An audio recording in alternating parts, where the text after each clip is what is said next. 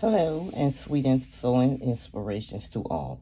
This is pattern McCall's 8540. This particular pattern calls for pin tucks around the collar. You're looking at the collar of this blouse. And this video is about how I made pin tucks for the first time. As you can see, I have drawn my lines or traced my lines on the top. I use yellow because that is the lightest color I have for this white, and I based it along the stitch line.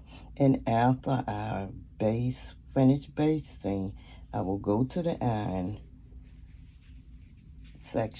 section and iron these little lines with wrong sides together and make a crease. Then after that, you stitch along these lines, creating your pin tucks.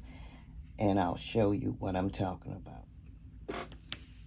So as you can see, I have now creased that line, and it says to crease, fold on line, press, and stitch 1/16 of an inch from the fold. If you look at this roller, you can see where that 1/16 line is. There is going to be a narrow seam. Let's do that. And that's how easy creating pin tucks are. Now, of course, the basting stitches has to come out, and you have to press your pin tucks in one direction. In this particular case, the pin tucks are going downward.